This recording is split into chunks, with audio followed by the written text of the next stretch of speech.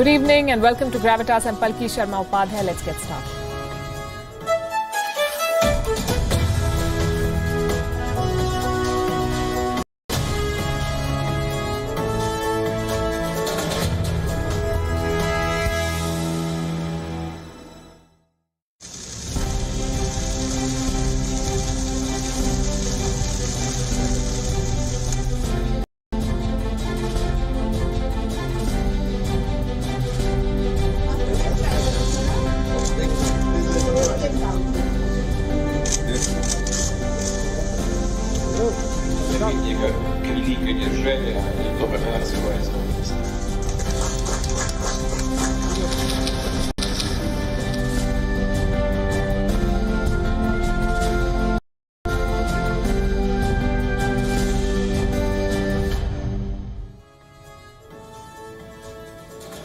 It's been an action-packed Monday in New Delhi. Russian President Vladimir Putin landed and is about to take off for Moscow again. It was a short visit, a high-powered visit nonetheless. 10 agreements were signed, but the sum of this visit is bigger than its parts.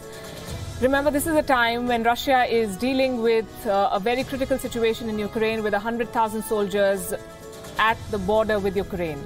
This is also a time when Russia is at loggerheads with Europe over gas supplies. When Russia is dealing with its worst COVID wave. At a time like this, what does President Putin's visit to India signify? What does it mean for the relationship between India and Russia and the rest of the world? That's what we'll discuss tonight on Gravitas. We begin, as always, with Gravitas Global Headlines. Cases of the new Omicron variant in the UK doubled in one day. On Sunday, 86 cases of the new variant were recorded, bringing the UK's total to 246. The incoming German government plans to make COVID-19 vaccinations mandatory from March for people in medical sectors as it faces surging infections during the fourth wave of the pandemic. The embattled Solomon Islands Prime Minister Manasseh Sogavare has survived a no-confidence vote following the recent political violence that plunged the Pacific Island nation into crisis. Thousands of anti-fascist protesters rallied against the far-right former French TV journalist Eric Zemmour, who was holding his first campaign rally near Paris. After launching his presidential campaign for the upcoming election, Zemmour was earlier convicted of incitement to racial hatred and is known for provocative statements against Islam and immigration. Pope Francis condemned the treatment of migrants in Europe, calling the neglect of migrants a shipwreck of civilization during his visit to the Greek island of Lesbos. Clashes broke out between protesters and security forces in Brussels as thousands demonstrated against COVID-19 restrictions. The police encountered flares thrown by protesters with water cannons.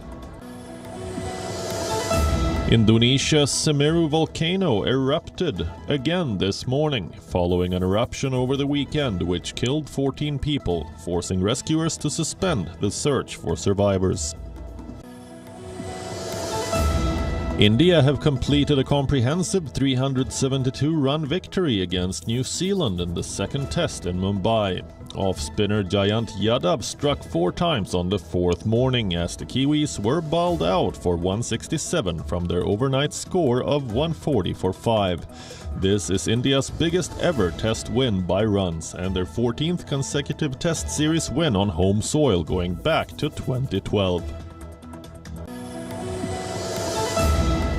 Lewis Hamilton has drawn dead level with Max Verstappen in the Formula One Drivers' Championship after winning a chaotic Saudi Arabian Grand Prix.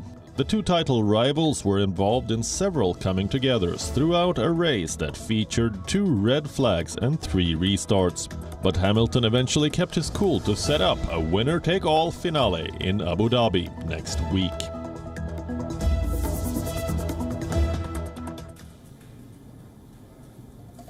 Russian President Vladimir Putin is in India. This is his first visit to India in 4 years and 9th visit since he became the leader of Russia back in the year 2000. 9th visit in 21 years. It is also Vladimir Putin's shortest visit to India, barely 5 hours long, but one of the most significant ones. Prime Minister Narendra Modi and President Putin have met some 19 times since 2014. They share excellent chemistry. Their countries share a steady relationship. Today, 10 agreements were signed, but the sum of Putin's visit to India is more than its parts. Tonight on Gravitas, that's what we'll discuss, starting with what happened today. Vladimir Putin landed in India after 5:30 p.m. local time. He went straight to meet Prime Minister Modi. Putin's team was here before him.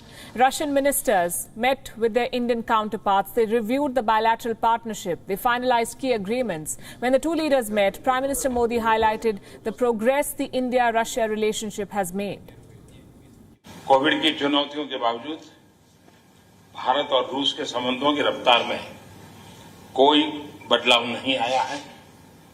हमारी special and privilege strategic partnership निरंतर मजबूत होती गई है।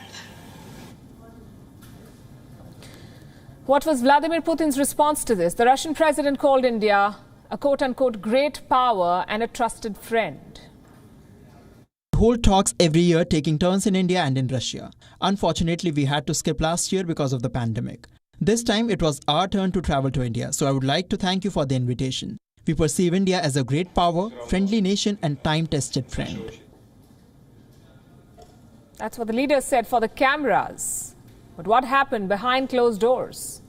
3 key developments sum up the day, we are told. Number 1 is the big-ticket defense agreements. Number 2, the first ever 2+2 dialogue. And number 3, the Modi-Putin dialogue.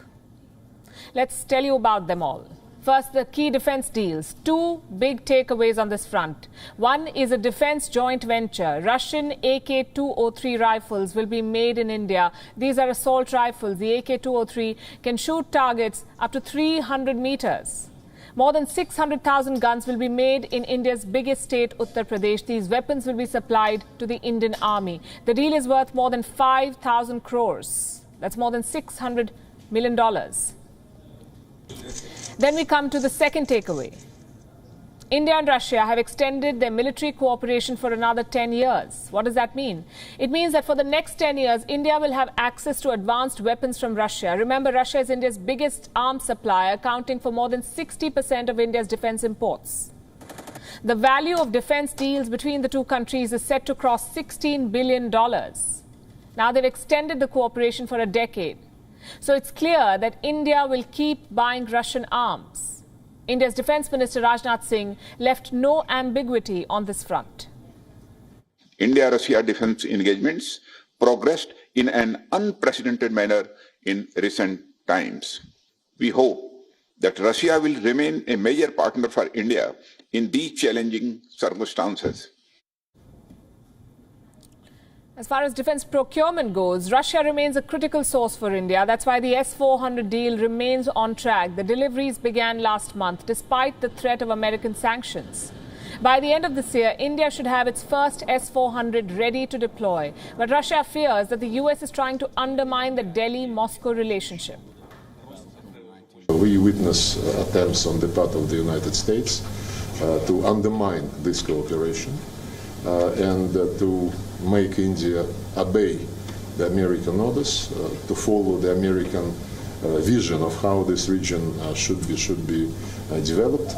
And our Indian friends clearly and firmly explain that they are a sovereign country, and they will decide on whose weapons to buy and who is going to be a partner of India in this and other areas.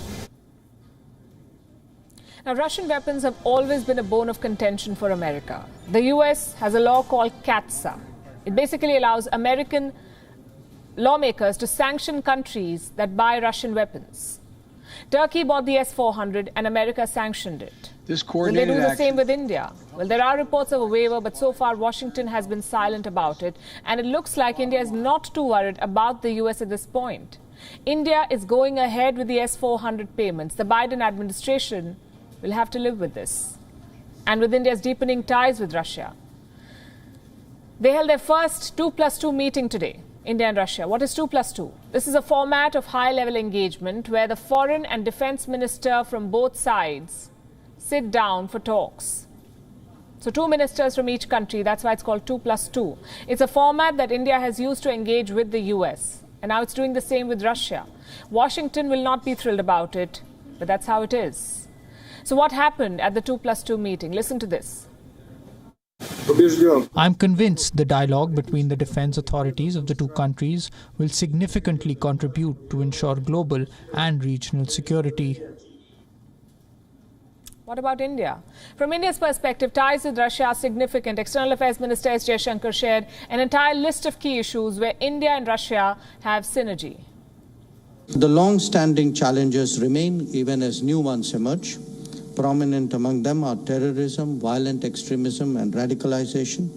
The situation in Afghanistan has wider repercussions, including for Central Asia.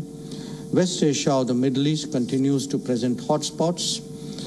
Maritime security and safety is another domain of shared concern. We both have a common interest in ASEAN centrality and ASEAN-driven platforms. So terrorism, violent extremism, Afghanistan, West Asia, maritime security, ASEAN. These 6 issues came up during the minister-level talks. Then Prime Minister Modi and President Putin met. President Putin's visit to India shows the importance that he attaches to this relationship. The two leaders discussed all of these issues and more. How does New Delhi see this? How does India assess this outreach from the Russian president? Putin's visit has opened a lot of interesting possibilities, not just for Russia, but for India too. And India, we know, has many partners in geopolitics. Nowadays, there's also talk of alliances. But who does India count as its friend? It's a short list, and Russia is right on top. The relationship has ticked every box. Historical ties, check. Defense exchanges, check. Personal chemistry between the leaders, check. Cultural ties, check. As Prime Minister Modi said at the Eastern Economic Forum, this relationship is time-tested. It has remained stable through 7 decades. Stable, but not unchanged. During the Soviet days, the equation was quite different. The USSR was the all-conquering superpower. India was a young, inexperienced democracy. India needed the Soviet Union for diplomatic clout, for weapons, for space science. It was clear who dictated this relationship. Cut to 2021 and things have changed. India has more partners than rivals. India is a sure-footed democracy, also the fastest growing emerging economy with an impressive military. The last couple of decades have been good for India. For Russia, not so much. Just look at the numbers. In 2004, Russia's GDP was growing at 7.18%. In 2020, it was minus 2.95%. That's a big drop in less than 20 years. Today, Russia's economy is ranked 11th in the world. India ranks 6th. Same story with hard power. Russian military is not the Soviet military. The Americans now consider Russia to be a disruptor, not a systemic threat like China. So how does Moscow continue to dominate public discourse? Thanks to this man, Russian President Vladimir Putin. He's a wily operator. He knows exactly which buttons to push. Take Syria, for instance. The Russian intervention changed the tide of the war in Syria, and Vladimir Putin now has a forever friend in West Asia. He's doing something similar with India. There is no war here, but these are two countries on opposite trajectories. India is a rising global power and Russia is a waning regional power. Clearly, Moscow needs New Delhi more and not the other way around. This visit is an indication of that significance. Putin wants to charm India. Just think about it. India is closer than ever to the United States, Russia's biggest rival. The Quad is zoning in on China, Russia's prospective ally. And yet Russia is investing in India. And I'm not talking about the defense deals or the arms manufacturing. I'm talking about political investments, the ones that Putin is making. President Putin did not attend the G20 summit earlier this year. He did not attend the COP26 either. But in the middle of a massive standoff in Ukraine, he lands in India. Russia is at loggerheads with Europe over gas. Russia is battling its worst COVID wave, 75,000 deaths in October. Russia has amassed 100,000 soldiers on its border with Ukraine and is exchanging threats with the US. It is a critical time for President Vladimir Putin, and yet he flies down to India. Like I said, the sum of this visit is bigger than its parts, bigger than its defense deals too. And here too the equation has changed in the area of defense. Since 2018, India and Russia have signed military deals worth $15 billion. India is Russia's biggest defense market, always has been. But at the same time, New Delhi is diversifying. It is looking at new options. Why is India doing that? It's always better to hedge your bets. For starters, dealing with Russia could mean US sanctions too. It may not happen this time with the S-400, but the threat remains. Remember, the US has sanctioned Turkey for buying Russian weapons, and Turkey is a NATO ally. Secondly, India sees itself as an arms maker in the long run, a self-reliant producer, not a serial buyer. And again, that's bad news for Russia. The bottom line is this: Russia needs the Indian arms market. In the last century, India, despite its policy of non-alignment, was guided by Soviet diplomatic clout. Today, an increasingly isolated Russia needs India's endorsement. And for that, Putin is making some big concessions. On China, for instance, Russia's weapons will balance things along the line of actual control, the border between India and China. China has already deployed the S-400 missiles near Ladakh. By next year, India will have the same missiles. There is a delicate power play unfolding here. Right now, Russia and China are partners, not friends. Partners. What unites them is hatred for the United States, and such relationships do not last. Let me tell you about the big differences. Central Asia is one. China wants to expand its Belt and Road into Central Asia, but this has always been Russia's backyard. President Putin will not be happy about the Chinese interference. He sees Beijing as a tool to counter America, nothing more. But today's China sees itself as the center of the world. It has its set of issues with Russia. The Russia-China partnership does not hurt India yet. As long as Russia does not take sides in the conflict with China, this equation works for India. It's like getting the best of both the worlds. How many countries can claim to have a strategic partnership with both Russia and the US? Only one, India. You may think it's a dangerous tightrope to walk, but it's actually a reflection of India's significance. That is what Putin's visit underlines. The other big story from India today is this one: the deadly violence in Nagaland. The army reportedly shot down innocent civilians in the northeastern state. By mistake, they say. This incident led to more violence, clashes and tension on the ground. So far, 14 civilian casualties have been reported. Investigations have begun. Our next report brings you up to speed with what's happening in Nagaland.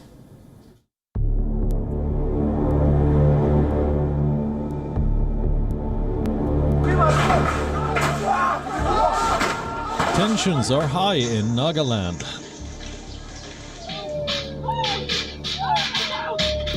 The tragic death of 14 civilians has led to outrage.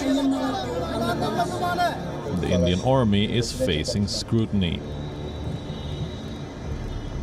On Saturday, soldiers from the 21st Para Regiment embarked on a mission in the Mon district. They had a tip-off. Allegedly, some insurgents were on the move. Soldiers went into an ambush. Reports say they saw a vehicle and believed that there were extremists inside. The soldiers signaled the car to stop.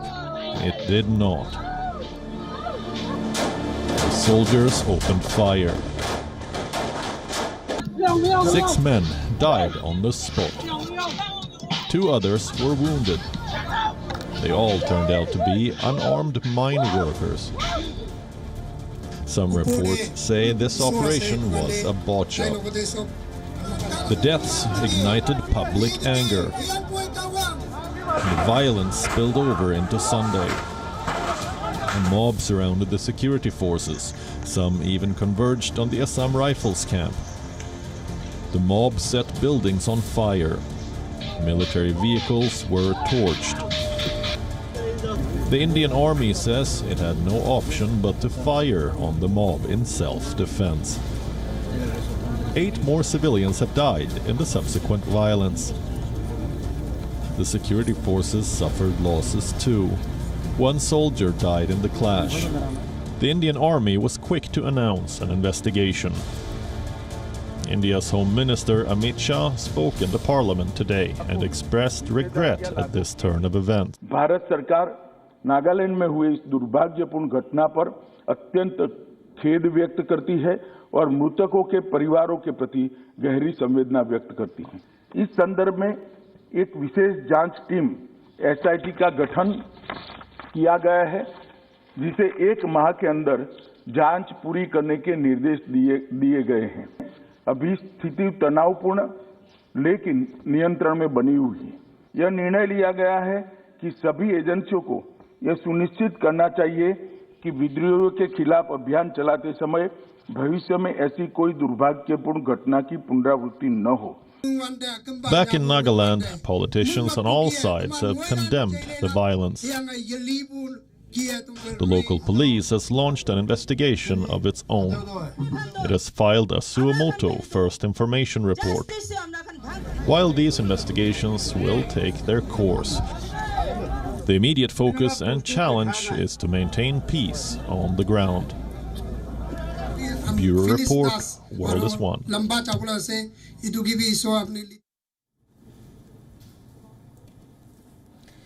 On the 3rd of November, a brutal killing, 3rd of December rather, a brutal killing unfolded in Pakistan. A Sri Lankan engineer was beaten to death by a mob of hundreds.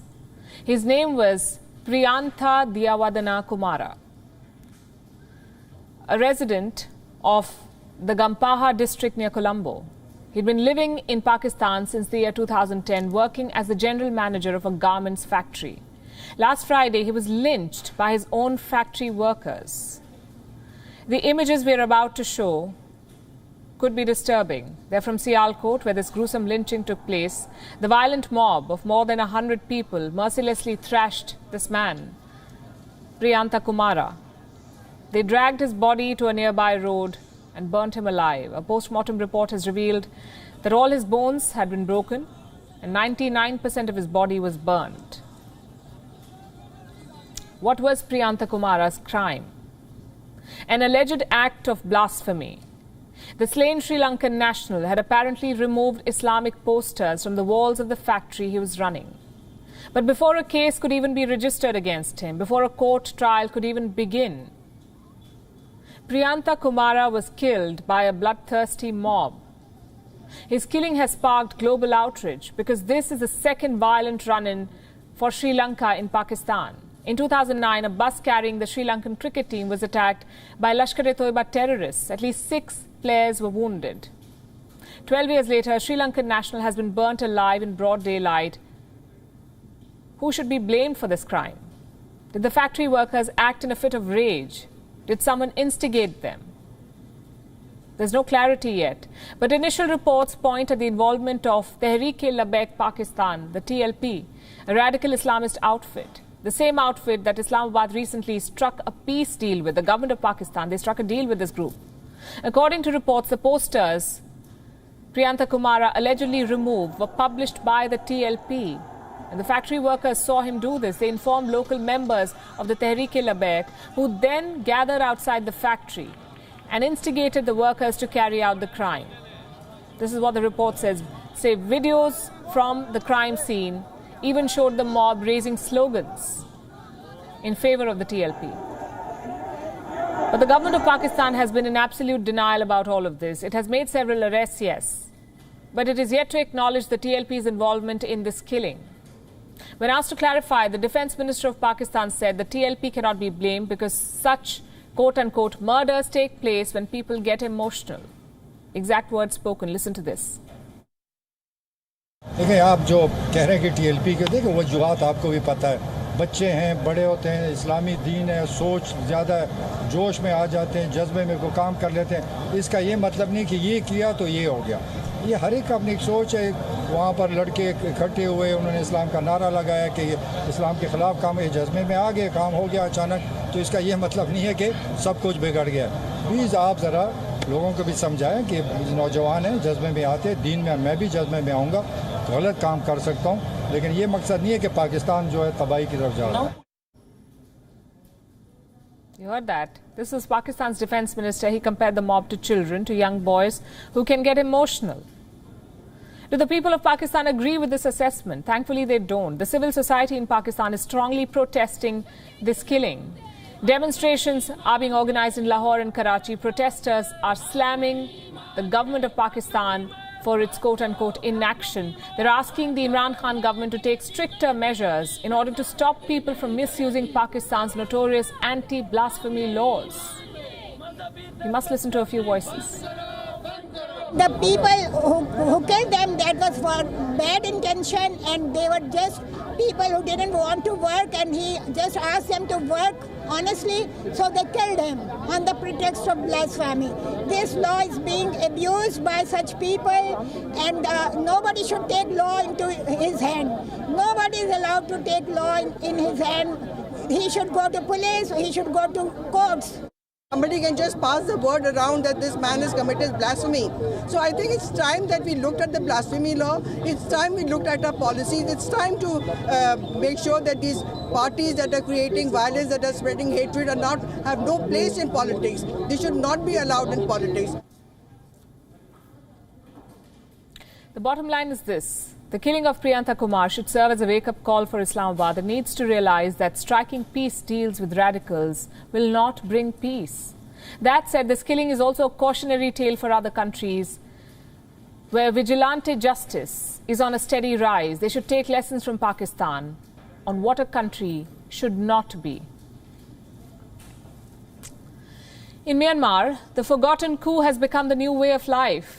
People live in fear of persecution. Protesters are arrested or worse. And political leaders are condemned to jail. The latest target is Aung San Suu Kyi. She's been sentenced to 2 years in jail. It was initially 4 years, but the military gave her a partial pardon. The judges may have read the verdict, but we know who wrote it: the army. Aung San Suu Kyi was found guilty of 2 charges. One is inciting dissent and 2, breaking COVID norms. Can you believe it? 2 years in jail. And this is just the start of Suu Kyi's troubles, you could say. She has 11 charges against her. They include several counts of corruption and violation of the Official Secrets Act. They're all bogus charges, but the military doesn't care. They want Suu Kyi out of the picture. And how will they do that? With sham trials like this one. If more charges are upheld, Suu Kyi could be in jail for life. That means no more opposition, no more experimenting with democracy, a free road to power for the army. What is the international community doing about this? What they did back in February when the coup happened. What they do everywhere, every time. Big statements of condemnation. The European Union says the trial was quote-unquote politically motivated. Britain says the Myanmar army is quote-unquote suppressing democracy. Talk about stating the obvious. The Human Rights Watch is expecting more such trials. They think the army will pile on the charges until Aung San Suu Kyi dies in detention. Listen to this. They can't beat her in a democratic election, so they've decided to have a coup and to use a kangaroo court, in a judicial system that has been doing the bidding of the military for more than 5 decades to lock her away. I don't expect that we're ever going to see her again as a politician in Myanmar. I think that they're going to continue to pile charges on her so that she essentially dies in detention. So is this the end of the road for Suu Kyi? Will she live out her life in jail? We don't know at this point. We don't even know where Suu Kyi is being held. It's all a secret. What we do know is the army's cruelty. They've arrested 10,600 people since February. 10,600. More than 1,300 people have died protesting in Myanmar, including 5 people on Sunday. This incident happened in Yangon. A flash mob was organized against the February coup. Do you know how the army responded? Look at the images. By ramming a truck into the protesters. I know these pictures are horrifying, but they must be shown. Here you have a group of protesters organizing a flash mob. Nothing violent. And all of a sudden this happens. A truck rams into them at full speed. This is the reality of Myanmar's military rule. The people hate it. The international community hates it. So how exactly are they still in power? Because some so-called superpowers support them. Countries like China. On Monday, Beijing spokesman was asked about Suu Kyi's verdict. Listen closely to the reply. As a friendly neighbor of Myanmar, we sincerely hope that all parties in the country will bear in mind the long-term interests of Myanmar, narrow differences, and carry on the hard-won democratic transition process that suits Myanmar's national condition under the framework of the constitution and law.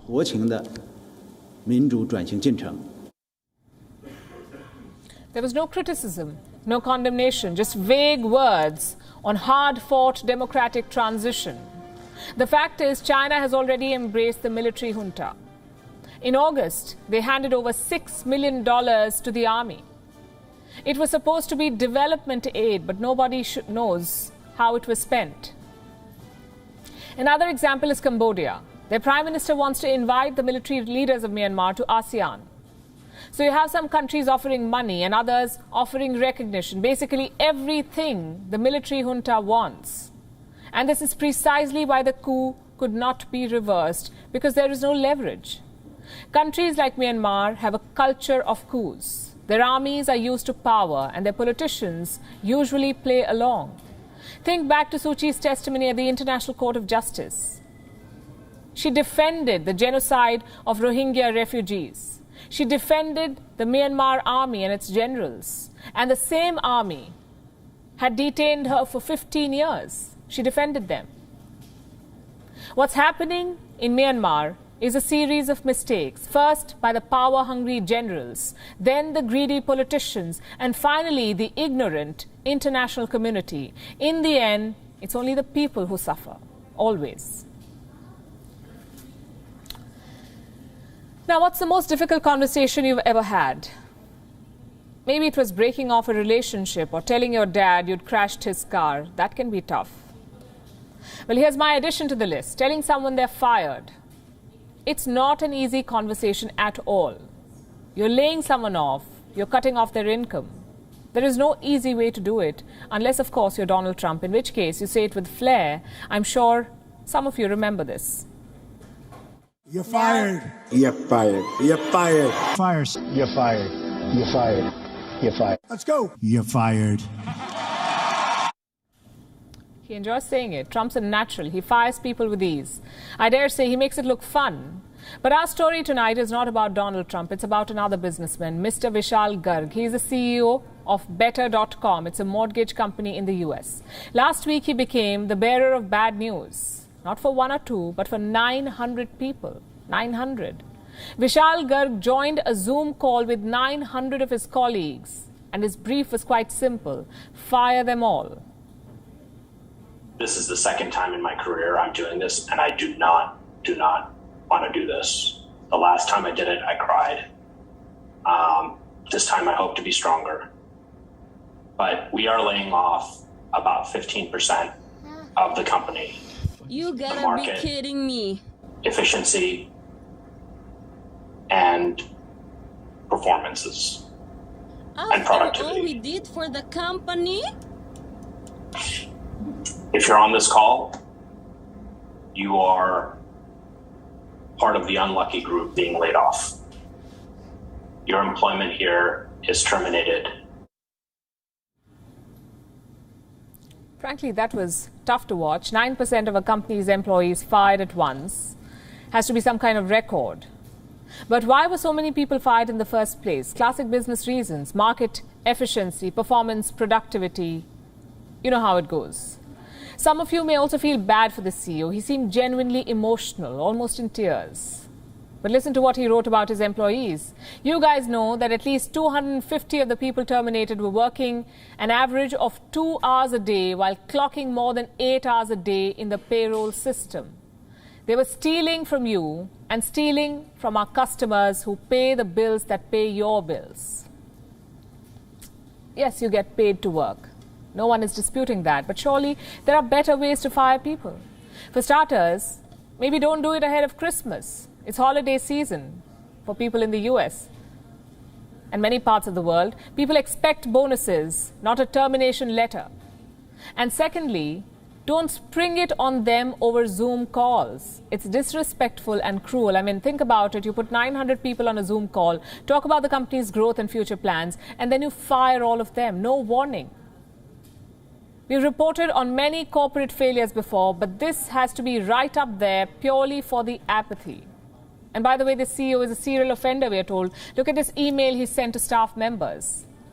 You're too damn slow, he says. You're a bunch of dumb dolphins. So stop it. You're embarrassing me. Now, I don't know the context of this email, but here's what I can say. There is no scenario that warrants such language. This is not leadership. This is bullying. I understand that firing someone is difficult, but that's no excuse to be rude. So here's a crash course. First of all, it should not be a surprise. The employee must know it's coming. And this could be a warning or a performance review, anything but a surprise Zoom call with 900 others. That's the worst way to do it. Secondly, don't beat around the bush. Don't try small talks. Nothing you say will make the person feel better, so don't try. And finally, embrace the difficult task. Firing someone is never easy.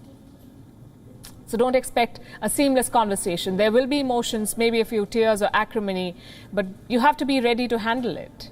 And at the end of the day, it's all about empathy, not something companies are really known for. Take Better.com, for instance. We come back to them. 900 of their employees were fired. Yet reports say the CEO's trusted few got millions in stock options. How does that happen? Did the bottom line suddenly become better? This rot runs deep in the corporate sector. Employees are treated like cattle. The internet has exposed some of the mistreatment. But there's a long way to go. And change must flow from the boardrooms, from the shareholders. This is not a case against firing people. Let that misunderstanding not be there. This is not about firing people. Unfortunately, that's part of life. This is a case for basic human dignity. We'd like to wrap on that, leaving you with Gravitas images. Thanks for watching.